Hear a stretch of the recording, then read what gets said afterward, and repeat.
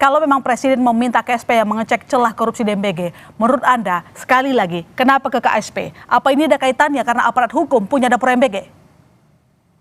Ya, pertama yang mau saya perjelas dan pertegas adalah mengapa tadi saya sampaikan penting untuk KPK melakukan penelusuran, bukan penegak hukum lain. Karena dalam catatan kami, dalam hasil riset kami, pemantauan kami, itu menunjukkan bahwa kepolisian dan juga kejaksaan itu mereka memiliki terafiliasi dengan yayasan SPPG dan memiliki SPPG begitu. Jadi ketika diberikan kewenangan penegakan hukum kepada kepolisian dan kejaksaan, maka kami tidak yakin bahwa prosesnya imparsial. Sehingga yang penting, yang seharusnya dilakukan adalah berikan kewenangan tersebut kepada KPK untuk menelusuri sehingga tidak ada konflik kepentingan dalam penanganan perkara begitu. Oke, baik, Mas Kurnia, untuk menghindari konflik kepentingan harusnya diserahkan ke KPK, bukan ke KSP. Jawaban Anda?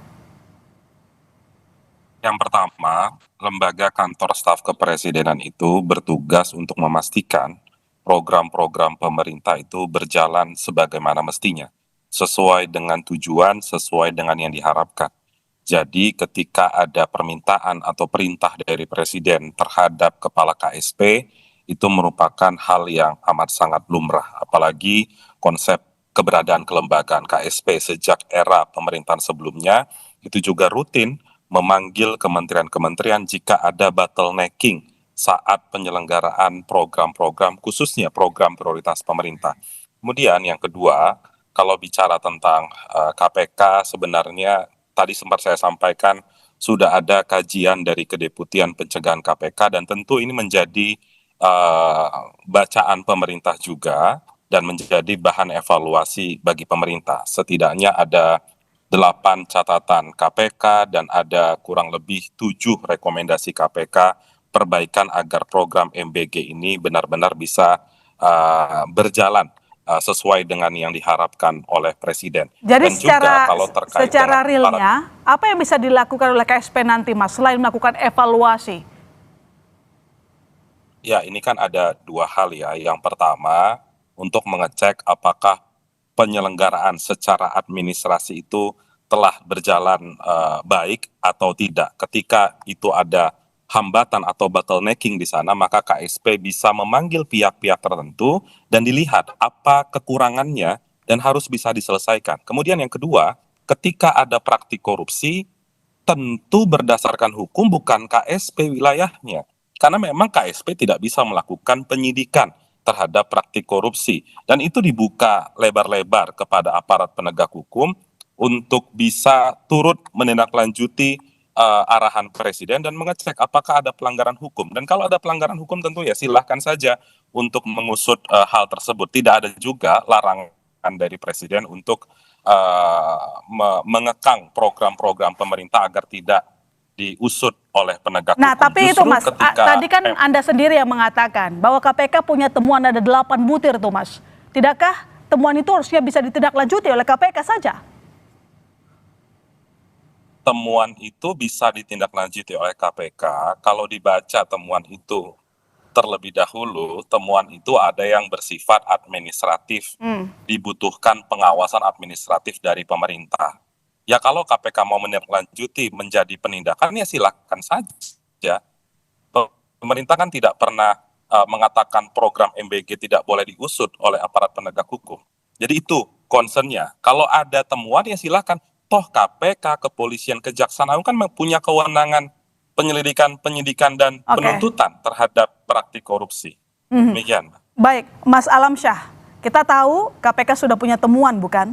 Tapi tampaknya hanya memberikan pengumuman temuan itu ada dugaan pelanggaran, tapi tidak ada tindak lanjut yang lebih luas lagi. Menurut Anda kenapa? Mas Alamsyah. Ya, pertama kalau bicara tentang temuan, misalkan salah satu temuannya adalah berkaitan dengan regulasi. Ya, yang regulasi pelaksanaan MBG belum memadai katanya. Yes, benar. Nah, yang menjadi titik persoalan adalah kapan Prabowo menyampaikan secara tegas ke Dadan untuk memperbaiki kepala BGN begitu untuk memperbaiki atau memperkuat regulasi yang dimiliki dalam konteks pengelolaan MBG begitu. Nah, Sebab kalau seandainya kita bicara tentang penguatan regulasi, pertanyaan mendasarnya adalah ketika regulasi banyak yang bolong dan kemudian banyak siswa keracunan, lalu kemudian banyaknya markup dan lain sebagainya, apakah tidak lebih bijak MBG ini dihentikan untuk sementara waktu sambil menunggu evaluasi berjalan secara holistik? Itu yang menjadi pertanyaan besar. Jangan sampai kemudian, oke, banyak sekali rekomendasi, temuannya sudah banyak, tapi hanya menguap begitu Oke. saja Hmm. tanpa adanya aksi yang konkret begitu. Pertanyaan sederhananya ketika KPK mengeluarkan rekomendasi tersebut, apakah BGN atau pemerintah secara umum memiliki roadmap untuk memperbaiki temuan KPK tersebut? Kalau seandainya tidak, maka rasanya bagi kami temuan KPK itu hanya dijadikan sebagai alasan temuan KPK itu rasanya sulit untuk dijadikan sebagai sesuatu yang konkret ketika memang tidak ada rencana dari pemerintah untuk memperbaiki bahkan sampai kapan catatan yang KPK sampaikan ini akan diperbaiki begitu. Ya. Ini penting untuk dijawab oleh pemerintah, Ya. terutama kepastian. Roadmap untuk mengetahui kasus ini lebih jauh, begitu maksudnya dugaan korupsi MBG, Mas Kurnia, yang ditanyakan oleh Mas Alamsyah. Jawaban pemerintah seperti apa? Jangan sampai cuma menguap saja katanya. Ya, sederhananya begini. Ketika ada banyak SPPG yang disuspend, bukankah itu sebagai bentuk aspirasi masyarakat yang ditindaklanjuti oleh Mas, pemerintah? terkait dengan suspend itu kan itu. apakah termasuk juga konsen Presiden terkait dengan SPPG disuspend, lalu kemudian dikatakan oleh Kepala BGN tetap mendapat insentif? Itu kali ya dimaksud ya? Enggak, bukan seperti itu. Tapi saya mau sampaikan begini. Ada banyak aspirasi yang masuk kepada pemerintah terkait dengan penyelenggaraan MBG. Tidak hanya KPK, tapi masyarakat juga sering memberikan masukan.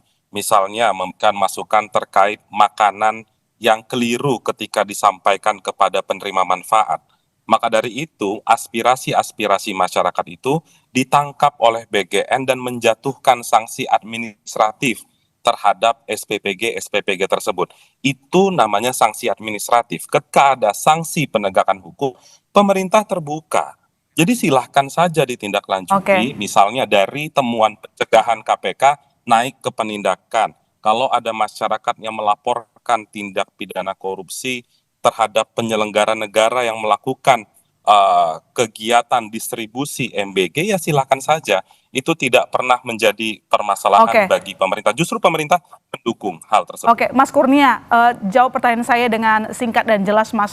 Apakah memang ketika Presiden akhirnya menginstruksikan untuk melihat celah-celah korupsi di MBG, ini berkaitan dengan akumulasi sejumlah masalah di program MBG, mulai dari kasus keracunan, kemudian sejumlah anggaran yang diberikan untuk hal-hal yang tidak berkaitan dengan MBG, katakanlah misalnya kaos kaki, kemudian jasa IO dan segala macam. Kemudian ini juga kita lihat kemarin Pak Dudung sendiri mengatakan mungkin ada kecurigaan ketika SPPG disuspend tapi tetap diberikan insentif oleh Kepala BGN. Iya, mungkin ini bukan akumulasi, tapi secara berkala memang dilakukan oleh Presiden melalui beberapa jajaran pemerintahannya. Jadi ada banyak, kami memahami sepenuhnya, ada banyak kritik terhadap program penyelenggaraan MBG, namun kritik-kritik itu kami berusaha untuk bisa maksimalkan, untuk bisa menyerap aspirasi itu dengan mengeluarkan perbaikan-perbaikan ke depan. Singkat saja Mas Alamsyah, terakhir, jadi menurut Anda bagaimana pemerintah memastikan, membuktikan bahwa mereka sangat concern dan akan menindaklanjuti segala temuan-temuan seperti temuan KPK? Oke, basis pertama adalah temuan dari KPK. Yang harus dilakukan oleh pemerintah adalah memastikan bahwa ada penyusunan untuk memperbaiki tata kelola MBG bukan hanya dari aspek kelembagaannya saja, pengadaan dan lain sebagainya, tapi juga dari aspek kesehatan, terutama dalam aspek gizi begitu ya.